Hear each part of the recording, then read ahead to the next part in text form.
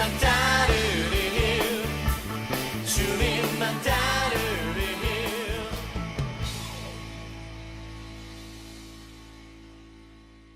마가복음 9장 50절 같이 봅니다. 소금은 좋은 것이로되 만일 소금이 그 맛을 잃으면 무엇으로 이를 짜게 하리요. 너희 속에 소금을 두고 서로 화목하라 하시니라. 아멘. 이 소금이라고 하는 게 뭘까? 이 소금이라고 하는 게 소금을 두고 서로 화목하라 했으니까 소금 두고 화목해야 되겠죠. 소금 뿌리면 안 되고, 사람한테 소금 뿌리면 우리나라에서는 좀 안 좋은 의미가 되는데, 소금을 뿌리면 안 되고, 그 골로새 4장 6절의 말씀에서도 이런 말씀이 있어요. 너희 말을 항상 은혜 가운데서 소금으로 맛을 냄과 같이 하라. 그리하면 각 사람에게 마땅히 대답할 것을 알리라. 이렇게 나와 있어요. 너희 말을 항상 은혜 가운데서 소금으로 맛을 냄과 같이 하라. 그러니까 말하고 소금하고 좀 같이 나오는 걸 볼 수가 있죠. 말하고 소금하고 같이. 그러니까 여기서 소금을 두고 서로 화목하라 그렇게 말하는 걸 봐서 복음, 그러니까 말은 말인데 기쁜 소식, 그러니까 기쁜 소식 되시는 예수님, 그러니까 소금이라고 하는 게, 소금은 그러니까 억지로 뭐 이렇게 어색하게 하라는 게 아니에요. 어색하게 소금 뭐 갖다가 서로 화목하라 그렇게 어색한다는 게 아니고 자연스러운 겁니다. 왜 그 자연스러운 거냐면, 성경에 보면 제사가 나오거든요. 제사가 레위기서 1장부터 5장까지 사이에 제사가 5개가 나와요. 번제, 소제, 화목제, 속죄제, 속건제, 이렇게 5개가 제사가 나오는데, 그 중에 곡식을 드리는 제사가 나와요. 이 곡식 드리는 제사가 레위기서 2장에 나오거든요. 레위기서 2장에 보면 곡식 드리는 제사에는 꼭 소금을 쳐라 그렇게 말해요. 그러니까 곡식이 들어가니까 소금이 들어가야 된다? 이건 자연스러운 거라는 거죠. 왜냐면 그냥 곡식만 이렇게 하나님께 드리는 게 아니라 소금을 꼭 이렇게 쳐서 함께 드려야 된다. 그건 자연스러운 일이었다는 거죠. 예를 들자면 우리가 빵을 만들어요. 빵을 만들 때 소금을 넣는다는 것은 자연스러운 일이거든요. 소금을 넣어야지 이게 간이 배기지, 간이 없으면 안 되잖아요. 그래서 소금을 맛을 내는 거거든요. 그러니까 맛을 낼 때 사용하는 거예요.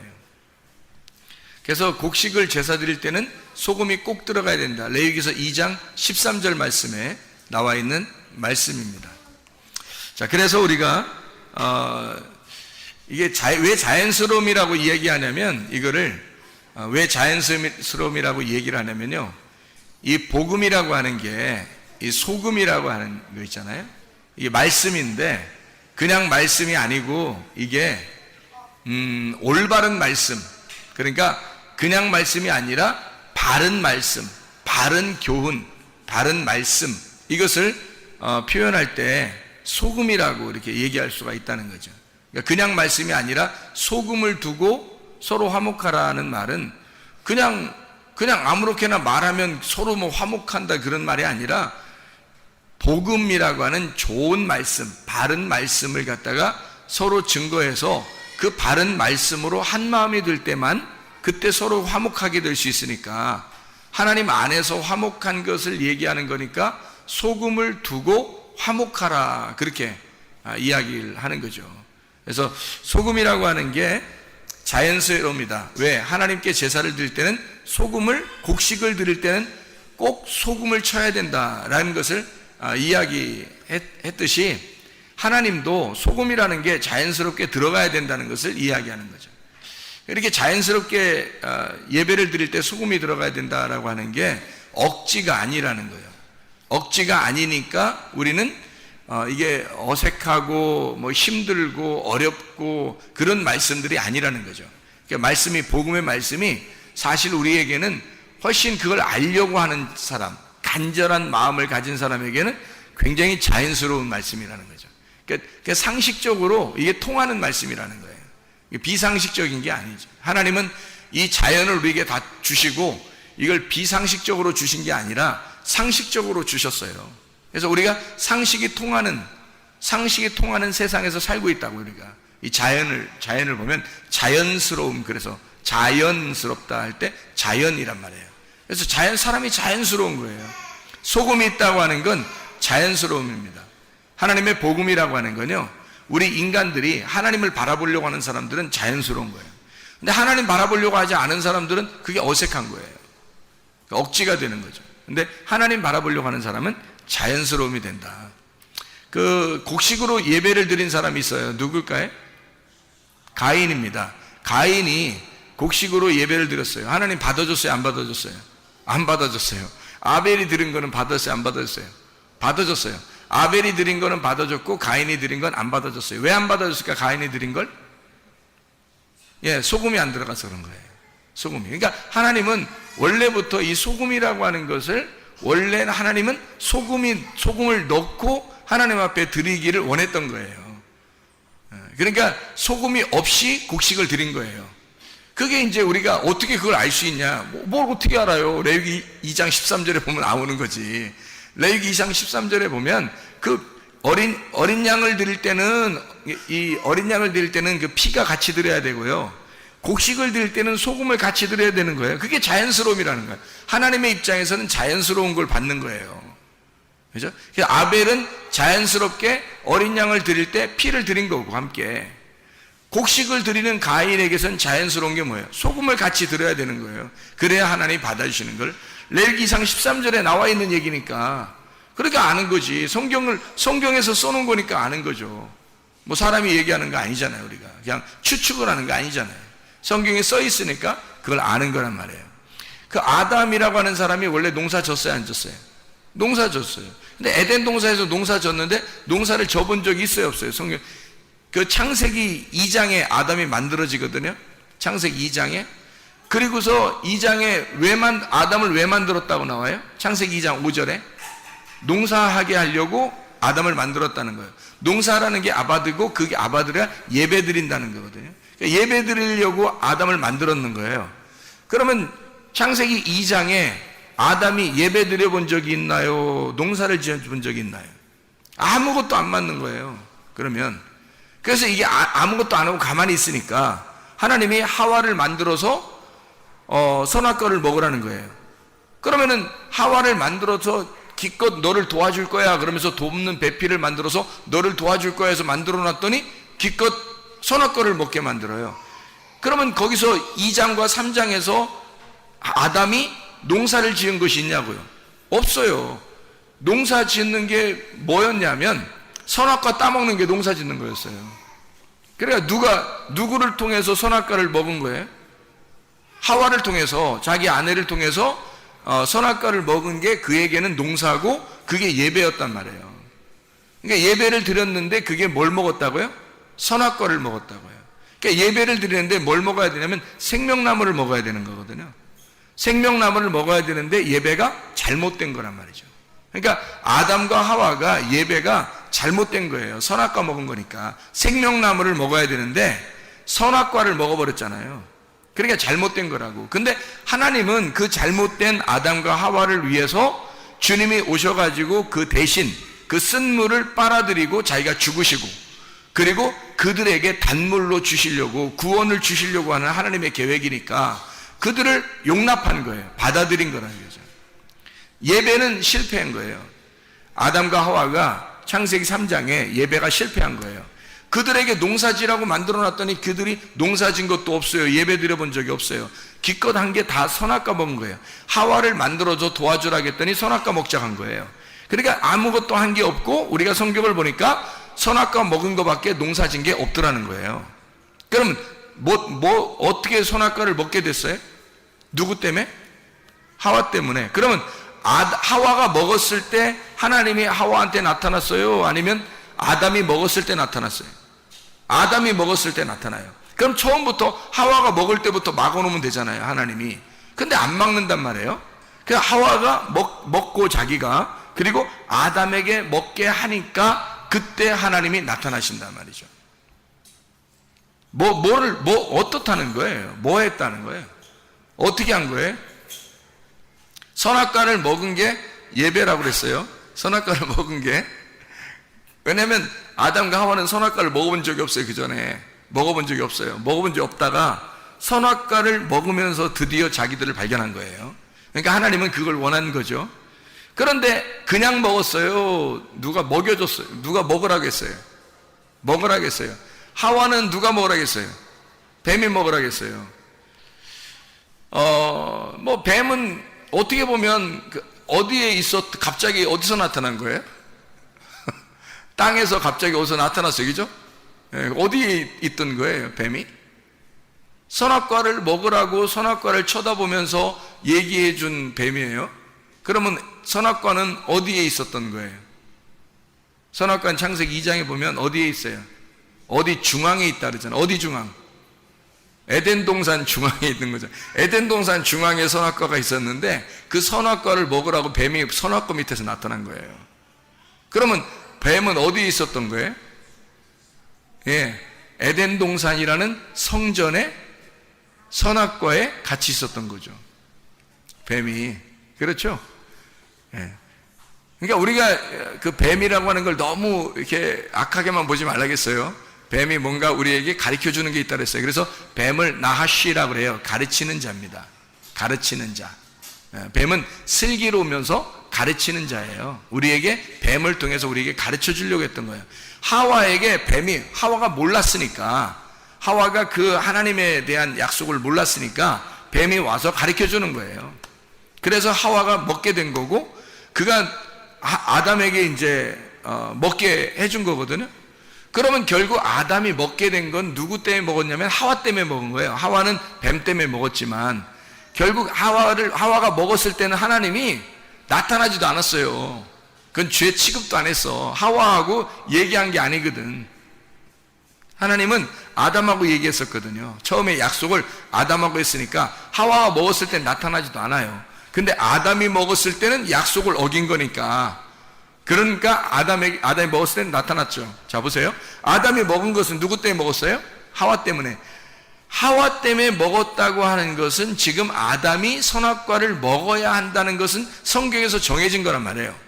성경에서 창세기서에 선악과를 먹은 것이 정해져야 요한계시록의 생명나무를 먹게 돼 있어요. 그리스도를. 그래서 선악과를 먹는 것이 정해진 하나님의 그 순서였단 말이에요. 하나님의 계획, 질서인데 그 선악과를 먹어야 되는데 그 먹는 것이 하나님의 계획이었다면 선악과를 먹는 게 아담으로서는 최고의 일이란 말이에요. 그게 최고의 노동이고 그게 최고의 농사, 그것이 예배란 말이에요. 그러니까 선악과를 먹는 게 예배인데 누가 도와줘요? 하와가. 선악과를 하와가 먹도록 도와주니까 아담 입장에서는 지금 누구를 통해서 먹은 거예요? 하와를 통해서 먹은 거니까 아담은 하와를 농사진 거죠. 아담은 하와를 농사지어서 결국 선악과를 먹어 예배가 실패가 된 겁니다. 자, 이 말은 무슨 말이냐면요, 거기에 이 선악과를 먹으면 생명나무를 나중에 먹게 돼요. 그래서 그 생명나무를 먹게 됨으로써 선악과를 먹었음을 나중에 결론적으로 알려주는 내용이 성경이에요. 근데 이 선악과를 먹었을 때는 실패가 돼야지 이게 성공이 돼버리면 생명나무가 필요 없단 말이에요. 그러니까 이 선악과를 먹은 것이 예배 실패라고요. 노동의 실패, 농사의 실패라고 선악과 먹은 게. 그러니까 아담과 하와는 실패한 겁니다. 그래서 창세기 3장을 통해서 실패하고 하나님은 생명나무를 준비해 놓는 겁니다. 그렇죠? 그러니까 이 아담은 하와를 통해서 하와를 갈아서 선악과를 먹는 예배를 드린 거고, 가인이라고 하는 사람은 누구를 통해서 예배를 드린 것일까? 누구를 통해서? 가인이란 사람이 그냥 곡식을 하나님 앞에 드렸더니 안 받는 거예요. 하나님에 안 받아요. 그러면 곡식에 뭐가 들어가야 된다는 거예요? 곡식에 뭐가 들어가야 된다고요? 소금이 들어가야 된다고. 어린 양에는 뭐가 있으니까 하나님 받는 거예요? 피가 있으니까 받는 거예요. 피와 기름이. 그러니까 어린 양에는 피와 기름이 있으니까 받은 거고, 곡식 안에는 소금이 있어야 받는 거예요. 그러니까 이 곡식에 소금이 없으니까 이 가인이라고 하는 사람이 지금 원래 이 소금이라고 하는 걸 드리려면 누구를 지금 농사해야 되냐면, 가인의 입장에서는 아벨을 농사해서 하나님 앞에 예배를 드려야 된단 말이에요. 아벨을 농사해서 하나님께 예배를 드릴 때 하나님이 그 예배를 받으시는 거거든요. 그래서 하나님이 만나는 장면이 아벨을 죽이고 하나님이 만나셔요. 가인을. 그러니까 가인이 그냥 농사 짓고 하나님 앞에 드렸을 때는 하나님이 만나질 않아요. 근데 가인이 아벨을 죽이고 나니까 하나님께서 나타나십니다. 자, 아벨을 죽이니까 하나님이 나타났어요. 자, 뭐 어떻게, 왜 나타난 거죠? 왜 나타났어요? 어떻게 해서 나타났다고 거기 나와요?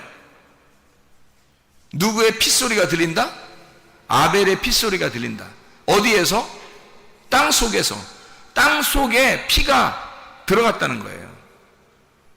너는 지금 땅에 농사를 지었잖아요.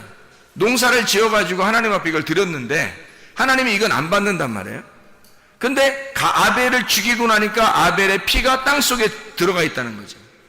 그래서 땅 속에 들어있는 아벨의 피를 하나님의 소리를 듣고 하나님이 나타나서 가인을 부르시는 거예요.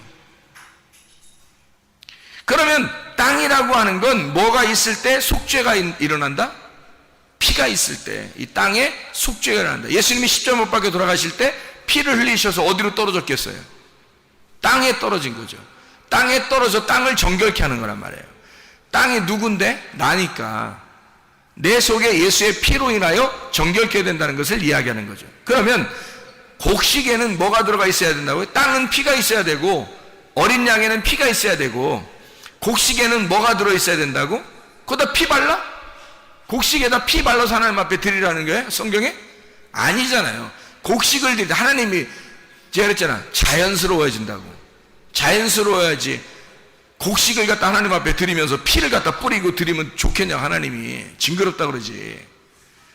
자연스러워야지. 동물에는 피가 있는 거지만 곡식에는 소금이 있어야 된단 말이에요. 그래서 하나님께 드릴 때, 곡식을 드릴 때는 자연스러운 곡식이 드릴 때 소금이 들어가야 하나님이 받는 거예요. 어린 양에 피가 있어서 그 피를 받는 것처럼 곡식에 소금이 있어야 소금을 받는 거라고요, 하나님이. 그러니까 곡식에는 상식적으로 비상식적이 아닙니다. 하나님은 자연스러운 거예요. 곡식 안에는 소금이 들어있어야 된다는 거예요. 그거를 하나님이 보시고 받아야 된다는 거죠. 그러니까 가인은 아벨을 농사져서 뭘 깨달았어야 되는 거예요. 아, 땅 속에는 피가 묻히는구나. 이게 피가 그 속에서 소리를 질러서 나오는구나. 그 복음을 소개해 주는 거구나. 그러면 그 아벨을 죽임으로써 뭘 깨달은 거예요? 복음을 깨달은 거죠. 그래서 곡식을 내가 드린 게 잘못 드렸구나. 이게 곡식 드린 게 아니라 어린 양을 들여서 피를 하나님 앞에 드리면 받았을 것이고, 내가 곡식을 차마 농사를 지어서 곡식을 드리는 거였다면 소금을 쳐서 드렸어야 되는 거구나 라는 걸 깨달은 거죠. 아벨을 죽이고 나서야 깨닫게 된 거라는 거죠. 자, 제가 이거를 왜 소금을 두고 서로 화목하라, 이 말은 복음이라고 하는 말씀, 이것이 우리에게는 자연스러움이고 이건 상식적이다 라고 제가 얘기를 했냐면, 양심에 대한 이야기를 하려고 그래서 그런 거예요. 양심 있냐 이런 말 하죠. 사람들이 뭔 얘기를 하다가 보면 너 양심 있냐 그 말 하죠. 저거 양심도 없어 이런 말 하고요. 너 진짜 양심 있냐 그런 말 하잖아요. 그래서 그 양심이라고 하는 게 양심이라고 하는 거는 그냥 다 가지고 있는 거예요. 누구나 다 가질 수 있는 건데, 가질 수 있지만 실제로는 누가 가지고 있는 게 하나님께서 말하는 성경에 있는 양심일까? 그 양심을 한번 찾아보려고 그러는 거예요. 양심 있냐 할 때 여러분 이거를 비상식적이라고 그래요. 양심 있냐 그럴 때 상식적인 걸 얘기해요. 상식적인 걸 얘기하는 거예요. 너 양심 있냐 그럴 때는 야, 보편적으로 상식적으로 이렇게 하는 거야 라고 얘기할 때 너 양심 있냐 그렇게 하지, 이 전 지구상에 한 명만 하는 걸 갖다가 너 양심이냐 그렇게 말하면 안 되는 거지. 전 지구상에 아무도 그렇게 하는 사람이 없는데 한 명만 딱 그래. 그럼 그걸 양심적이라고 말할 수는 없는 거죠. 모든 사람이 똑같이 생각하고 있는 거를 양심이라 그러는 거죠. 상식적이라는 얘기예요. 그 말은 자연스럽고 상식적이라는 얘기입니다. 하나님은 우리에게 비상식적인 분이 아니십니다. 무질서한 하나님이 아니십니다.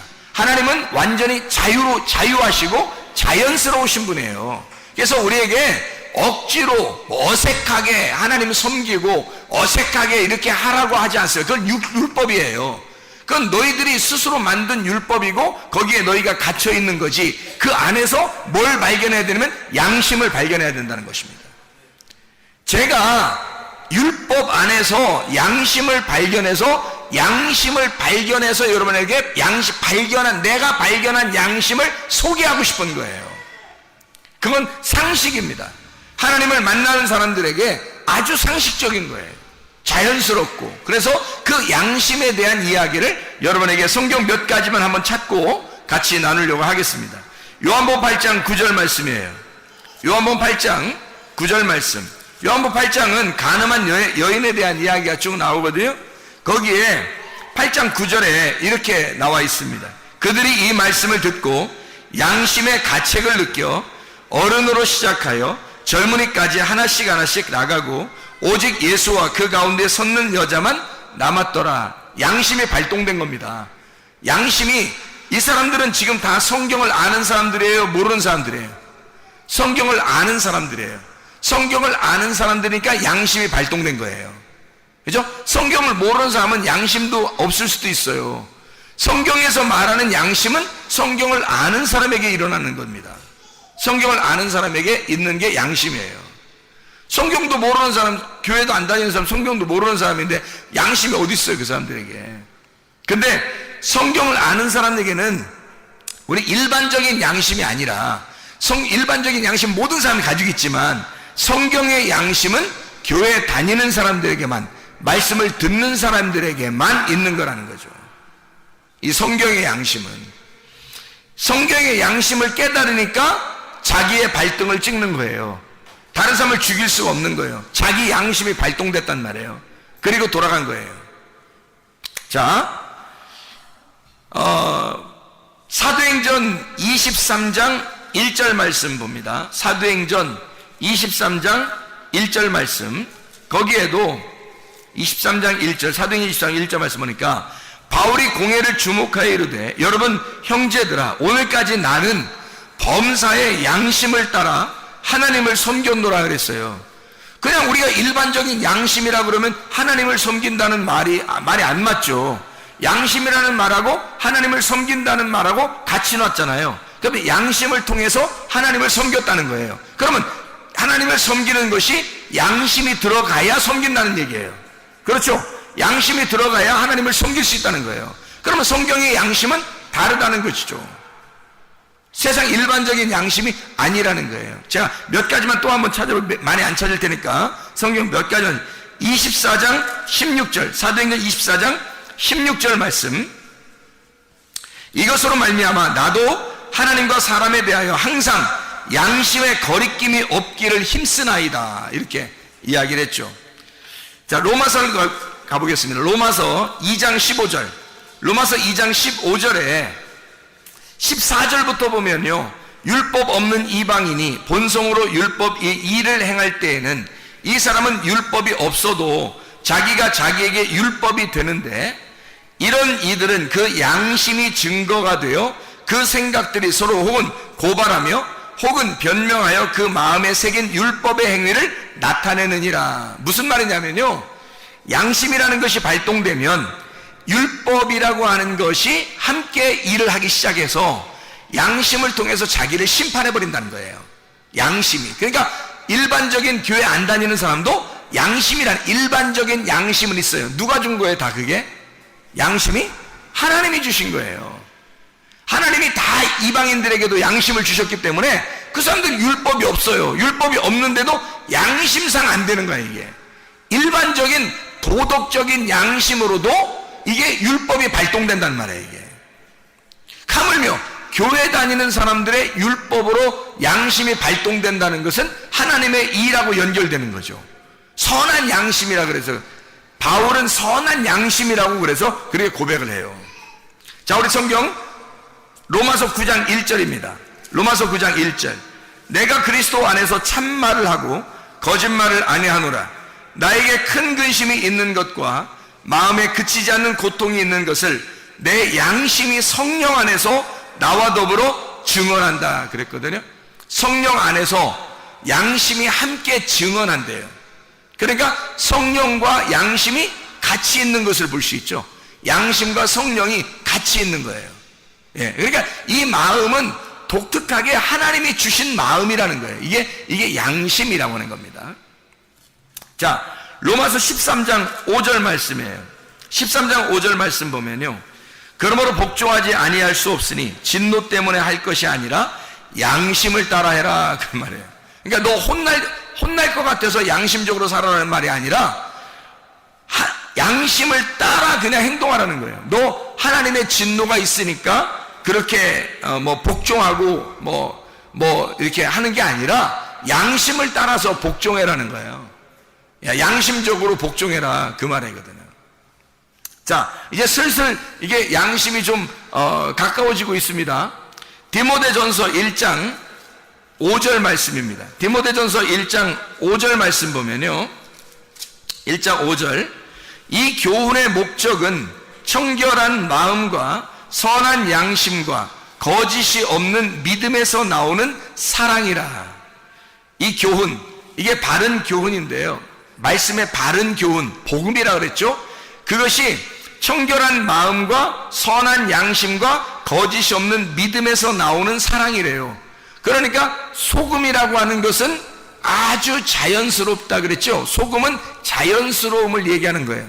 소금을 맛을 이렇게 딱 이렇게 집어넣잖아요. 그러면 소금은 온데간데 없어요. 그 소금이 어디로 들어가 있어요?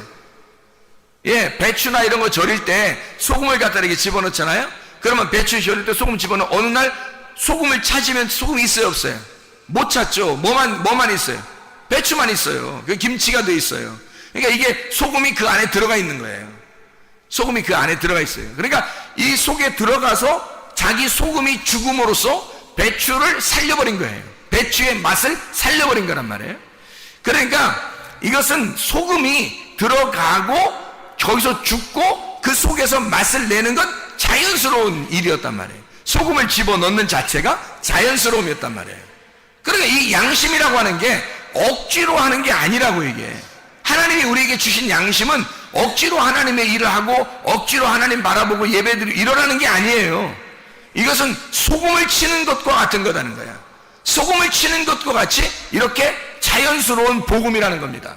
그러니까 이게 하나님의 사랑인 거죠. 그래서 여기서도 청결한 마음과 선한 양심과 거짓이 없는 믿음에서 나오는 사랑이래요. 그게 뭐라고요? 양심적인 거예요. 그 양심적인 건 자연스러움이고 자연스러운 건 소금이고 그건 복음이라는 거예요. 그래서 그 복음이라고 하는 양심이 우리의 속에 들어오는 것은 자연스럽게 하나님이 우리에게 주시려고 하는 소금과 같다는 거예요. 자, 또 봅니다. 디모데전서 1장 19절 말씀이에요.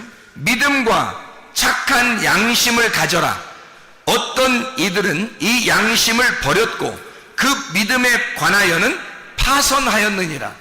아유, 양심도 깨질 수가 있네요. 양심도 깨질 수가 있어요. 그러니까 믿음과 착한 양심이 같이 나오죠. 그럼 믿음하고 양심이라는 게 같이 활동하는 거라는 거예요. 그러면 착한 양심, 선한 양심, 착한 양심이라고 하는 건 믿음하고 함께 공존해서 일을 하는 거라는 거예요. 그럼 여러분이 믿음이 있다 그러면 반드시 뭐가 있어야 된다는 거예요? 착한 양심이 있어야 된다는 거죠. 그러니까 사람들이 가지고 있는 양심적으로 해, 그건 뭐 당연히 있어야 되는 거고.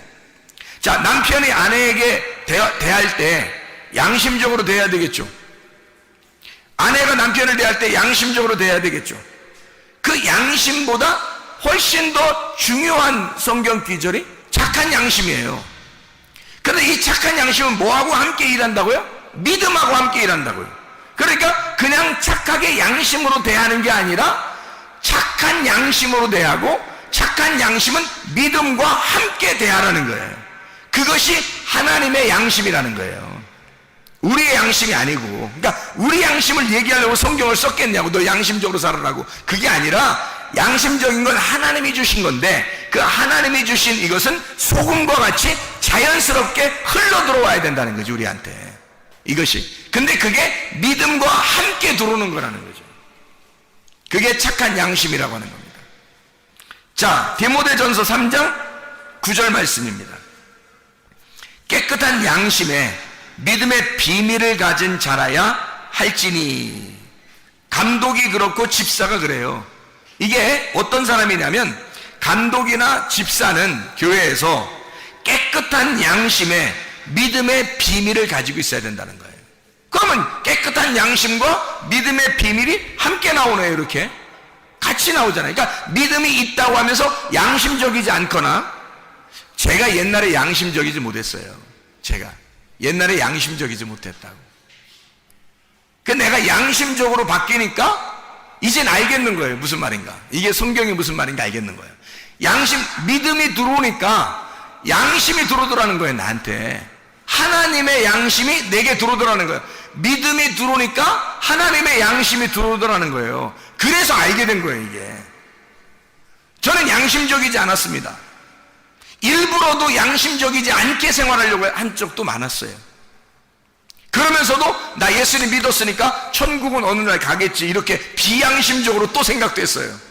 그렇게 살던 사람인데, 믿음을 갖게 되니까, 은혜를 받아 회개하고 믿음을 갖게 되니까 양심이 들어오더라는 거예요. 나도 모르게 착한 양심이 들어오더라는 거예요. 그러니까 이 속에서 바뀌어 있는 거예요. 뭔가 달라요. 뭔가 이상하게 달라진 거야. 내가 나를 봐도 달라진 것 같고, 주님 앞에 이렇게 교제해도 다르고요. 주님과 교제하는 게 뭘로 교제하겠어요? 말씀으로 교제하는 거죠. 달라요, 이상하게. 그러니까 믿음과 양심이 함께 있더라는 얘기입니다. 자, 우리 베드로전서 2장 9절 말씀, 베드로전서 2장 9절 말씀. 그러나 너희는 택하신 족속이요 왕같은 제사장들이요 거룩한 나라요 그의 소유된 백성이니 이는 너희를 어두운 데서 불러내어 그의 기이한 빛에 들어가게 하신 이의 아름다운 덕을 선포하게 하려 함이니라. 베드로전서 3장 16절 봅니다. 베드로전서 3장 16절. 선한 양심을 가져라. 이는 그리스도 안에 있는 너희의 선행을 욕하는 자들로 비방하는 일에 부끄러움을 당하게 하려 함이라. 선한 양심을 가지라.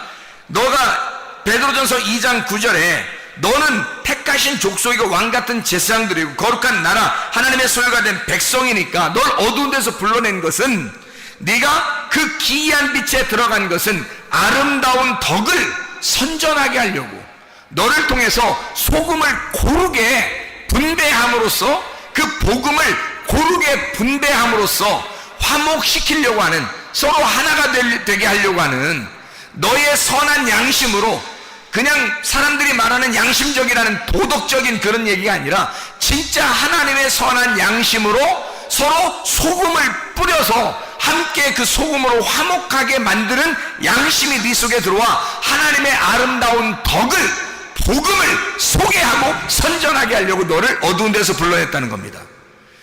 그러니까 우리는 하나님의 선한 양심이 있어야 되는 거죠, 우리 속에. 그래서 베드로전서 3장 여기에 지금 16절에 선한 양심을 가져라 그렇게 말하는 거예요. 선한 양심, 분명히 선한 양심이 있다니까요. 제가 그걸 경험했어요. 제가 그걸 경험했다고. 선한 양심이 분명히 있다고요. 그래서 선한 양심이라고 하는 것을 제가 발견했기 때문에, 그걸 선한 양심을 경험했기 때문에 제가 이거를 부인할 수가 없는 거예요. 그래서 그걸 소개하는 겁니다, 여러분에게. 선한 양심을 가지라고. 여러분도 선한 양심을 가지셔야 합니다. 그냥 착한 일 해라, 착하게 좀 살아라, 이런 정도가 아니에요. 선한 양심을 가지셔야 된다는 겁니다. 베드로전서 3장 21절, 베드로전서 3장 21절 말씀. 물은 예수 그리스도께서 부활하심으로 말미암아 이제 너희를 구원하는 편이 곧 침례라. 이는 육체의 더러운 것을 제하여 버림이 아니오 하나님을 향한 선한 양심의 간구인이라 그랬어요. 침례를 받는 거 있잖아요. 침례 받는 거, 할례 받는 거. 할례 받는 거 육체를 끊어버리는 거예요. 침례, 죽는 거잖아요, 우리가. 그러면 이것을 죽는 것과 부활하는 것이 동시에 있거든요. 그러니까 여기서는 말하기를 죽는 것은 소극적이고 부활한 것은 적극적인 거라는 거야. 자, 침례는 너를 육체의 더러운 것을 끊어버리는 것이 아니요, 뭐 하는 거다? 선한 양심을 따라가는 거다, 이렇게 말하는 거잖아요. 그러면 보세요. 너가 육체를 끊어버리려고 내가 이거 안 해야지, 이거 안 해야지, 내가 이걸 죽여야지, 내가 죽어야지, 아니 내가 이걸 하면 안 돼, 이렇게 안 돼 하면서 이렇게 하는 것은 소극적이라는 겁니다. 그거 침례를 받는 것은 그것이 아니라는 거예요. 다시 말하면 침례가 물론 우리의 육체를 끊어버리는 죽음을 얘기하죠. 당연히 그걸 얘기하죠. 얘기하는 것인데 더 적극적으로 이 성경은 그렇게 말씀하는 겁니다. 네가 이것을 거기에 소극적으로 부정적으로 네가 너 죽는 것만 생각하느냐? 그거는 어린아이들도 생각하는 거야. 침례를 받는다, 할례를 받는다 그러면 어린아이들도 무슨 생각하면 너가 죽는다, 육체적으로 끊어버린다, 요거 정도는 다 생각할 수 있다는 거야, 이건. 근데 더 하나님의 측면에서 선한 양심 안에서 생각할 때는, 선한 양심은 우리에게 뭐라고 고백하냐면 진짜 복음을 따라와라. 진짜 복음은 선한 양심인데 그 선한 양심을 네가 따라와야 된다는 것을 말하는 것입니다. 너가 죽는 것 정도는 아무것도 아니야. 그거는 그게 아니야. 침례는 그걸 얘기하려고 했던 게 아니야. 결국 너의 죽음이 너를 살리는 데 있었던 거고, 네가 그렇게 육체를 끊어버리는 죄를 그만둬야지 하는 그거 정도가 아니라는 거예요. 그 정도가 아니라 하나님이 우리에게 원하시는 것은 너는 선한 양심을 따라라, 그 말이거든요. 침례라고 하는, 적어도 주님이 말하는 침례라고 하는 것은 네가 너를 죽이고 내가 죄를 그만둬야지, 내가 이런 죄를 그만둬야지 라고 하는 그 정도가 아니라는 거예요. 그게 아니라 하나님의 선한 양심을 따라가는 것이다. 하나님의 선한 양심을 따라가는 것이다. 그러니 이 선한 양심이 얼마나 우리에게 중요한 거냐고요. 그래서 우리는 믿음이라고 하는 게요, 그냥 여기 지금 소금과 믿음, 복음과 믿음, 여기 지금 선한 양심과 믿음 다 같이 나오잖아요. 이게 무슨 말이냐면 믿음이 생기면 선한 양심이 들어오는 거예요. 그러면 우리 속에서 우리도 모르는 사이에 내가 맛깔난다고요. 이상하게 자기 자신이 맛깔나니까 자부심이 생기는 거예요. 자존감. 나는 자존감이 그렇게 많이 있었던 사람이 아니에요. 나를 바라보니까 자존감이 그렇게 많이 있었던 사람이 아닌데, 하나님의 말씀을 통해서 복음이 들어오니까, 선한 양심이 나를 막 파고 들어오니까, 소금이 막 골고루 나에게 맛을 내고 맛깔나는 사람이 되니까 내가 나를 존중하게 되더라는 것입니다. 내가 나를 존중하니까 이런 범죄를 안 하는 것 정도는 우스운 거고 하나님의 선한 양심을 따라가는 자가 되더라는 말이지. 이게 굉장한 것이더라는 거예요. 여러분도 이 하나님의 선한 양심을 만나셔야 되잖아. 믿음을 여러분 속에 가지셔야 되잖아. 그래서 선한 양심이 들어오셔야 되잖아. 그러니까 선한 양심이 뭔지를 우리가 깨달아. 이게 믿음이라는 거예요. 이게 믿음. 이게 믿음. 그러니까 그 선한 양심이 들어와야 변함없이 나를 끌고 나가는 거예요. 어느 날 하루 하는 게 아니라 계속해서 하는 게 피스피스라고 하는 믿음이에요. 그래서 성경을 믿음이라고 하는 게 뭐냐? 믿음이라는 게, 믿음 그러면 믿음이 뭐지? 막연하게 이게 소망의 예수님입니다. 소망의 예수님이 믿음이에요. 잘 생각해봐요. 히브리서 11장에 보면요, 히브리서 11장 1절부터 4절에 보면 믿음은 바라는 것들의 실상이요 보지 못하는 것들의 증거다 그랬잖아요. 그러면 바라는 것과 보지 못하는 것은 다 뭐예요? 안 보이는 거잖아요. 안 보이는 거니까 여기 지금 현실로 내가 보이는 게 아니잖아요. 보이는 게 아니, 믿음이라는 건 보이는 게 아니라는 거야. 안 보이는 거라는 거야. 그건 뭐예요? 안 보이는 거니까 소망이죠. 안 보이는 거니까. 자, 그러면 우리가 이것을 한번 찾아볼까요? 로마서 한번 8장을 한번 찾아봐요. 로마서 8장 세 가지만 한번 찾아봅시다. 로마서 8장 24절 말씀입니다. 자, 잘 들어봐요. 로마서 8장 24절. 우리가 소망으로 구원을 얻었음에 보이는 소망이 아니니 보는 것을 누가 바라리요? 생각해 보세요. 뭘로 구원받다고? 우리가 소망으로 구원받다고. 여러분, 소망이 없으면 믿음 없는 거예요. 믿음으로 우리는 구원받아야 되잖아요. 그렇죠? 믿음으로 구원받잖아. 우리가 너희가 그 은혜를 인하여 믿음으로 말미암아 구원 얻었나니, 에베소 2장 8, 9절의 말씀이죠. 근데 여기는 지금 소망으로 구원 얻는다는 거잖아요. 바라는, 보이는 것이 아니라 바라는 것을 보는 것을 누가 바라려고 그러잖아요. 안 보이니까 바라는 거예요. 안 보이니까 바라는 그것이 믿음이고, 그 믿음, 소망이라고 하는 믿음이라는 소망이 나를 구원했다는 거잖아요. 자, 생각해 보세요. 로마서 12장 12절. 로마서 12장 12절. 소망 중에 즐거워하며 환난 중에 참으며 기도에 항상 힘쓰며. 소망 바꿔서 믿음. 바라는, 보이지 않는 것들, 그 믿음이라는 보이지 않는 거, 이 소망이란 말이에요. 로마서 15장 4절 말씀. 무엇이든지 전에 기록된 바는 우리의 교훈을 위하여 기록된 것이니 우리로 하여금 인내로 또는 성경의 위로로 소망을 가지게 함이니라. 아니, 우리 믿음을 가져야 천국 가잖아요. 영혼의 구원 받잖아. 베드로전서 1장 9절에 믿음으로 너희의 영혼의 구원을 받는 거잖아요. 그런데요, 여기서는 소망을 가지게 하려 합니다. 성경의 위로로 소망을 가지게 하려 합니다. 소망을 갖게 하려고 우리를 부르신대요. 소망을 갖게 하려고. 그 믿음이거든요. 하나만 더 찾아요. 로마서 15장 13절 말씀. 소망의 하나님이 모든 기쁨과 평강을 믿음 안에서, 이러잖아요. 소망의 하나님이 믿음 안에서 너희에게 충만하게 하사 성령의 능력으로 소망이 넘치게 하시기를 원하노라 그랬잖아요. 소망이죠. 그게 믿음입니다. 믿음과 소망은 같이 나오는 거예요. 그래서 그것이 복음이고 소금이고 선한 양심이라는 겁니다. 선한 양심이라고 하는 것이 슈네이데시스라는 단어거든요. 슈네이데시스. 이 슈네이데시스라고 하는 것은 공통적으로 함께 도덕적인 어떤 의식을 갖는 참된 진리를 말합니다. 옳은 분별력을 선한 양심, 슈네이데시스, 양심이라 그렇게 말해요. 그러니까 밖에 있는 사람들이 얘기하는 게 아니라 진리를 가지고 하늘적인 땅의 지각이 아니라 하늘적인 지각을 갖는 거, 하늘적인 지각을 갖는 걸 선한 양심이라 그러는 거예요. 사람들은 누구나 다 양심을 가지고 있어요. 너 양심 있냐? 그렇게 말하잖아요. 그런데 하나님이 주시는 양심이 있다고. 그거를 여러분과 제가 가지고 있어야 된다고요. 제가 그것이 없었는데 믿음을 가지니까 소망이 있고, 소망을 가지니까 믿음이 있는 거예요. 소망과 믿음이 함께 같은 거였다는 거죠.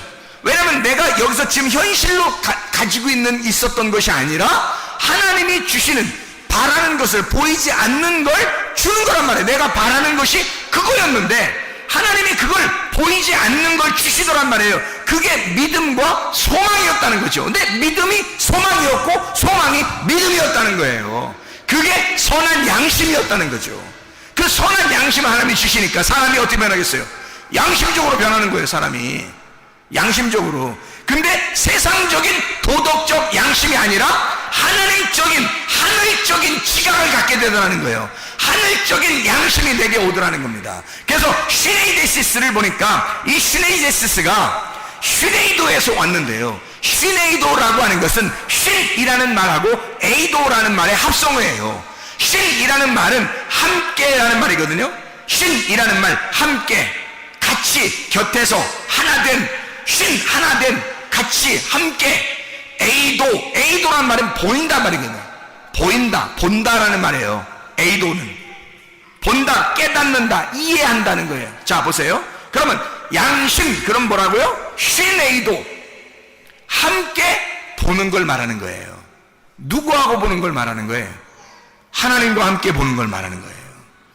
그게 생기더라는 거예요. 지금 제가 여러분에게 말씀드리고 싶은 건 이겁니다. 하나님은 비상식적으로 우리에게 대하지 않습니다. 아주 자연스럽고 아주 상식적으로 우리에게 대하신다는 거죠. 곡식에는 소금이 들어가야 하는 것처럼, 동물에는 피가 있는 것처럼 하나님이 받으시는 것도 억지로 이상한 걸 받고 그러지 않는다는 말입니다. 하나님은 그 복음의 말씀이 우리에게 선한 양심이 되어 하늘의 지각이 내려오게 하고, 그 하늘의 지각이라는 그 양심은 반드시 우리에게 뭘 알게 하느냐면 하나님과 함께 보는 눈을 주시는 거예요. 하나님과 함께 깨닫게 하는 눈을 주시는 거예요.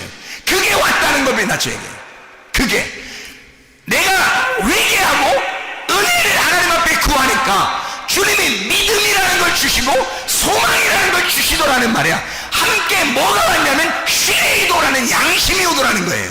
그 하나님의 상식, 하나님의 그 화목함, 그 상식이 내게 오더라는 거예요. 하나님의 보는 그 눈이 오더라는 거예요. 그래서 시내도 하나님과 함께 보는 눈이 열리기 시작하는 거예요. 이게 하나님의, 그러니까 이게 진리가 열리는 거예요. 옳은 진리라는 거죠. 바른 말씀, 옳은 진리가 열리는 거. 이게 선한 양심입니다. 여러분에게는 이런 양심이 있으십니까?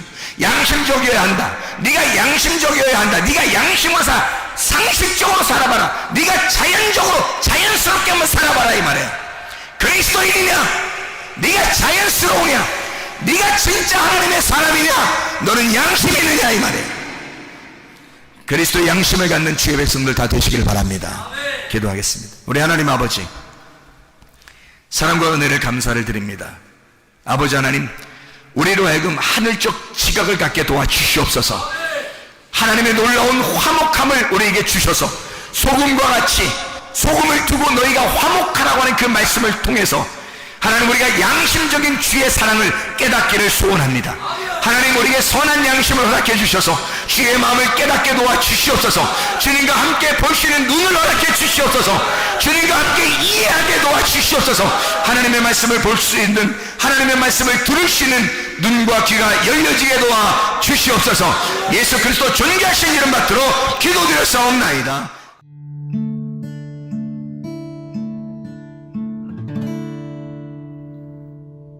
내 속에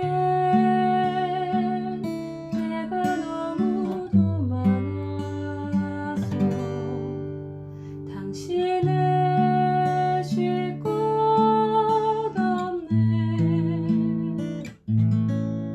내 속에 헛된 바램들로 당신을 변할 곳 없네.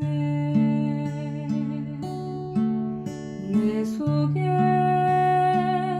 내가 어쩔 수 없는 어둠, 당신의 쉴 자리를 뺏고 내 속에 내가 이길 수 없는 슬픔, 무성한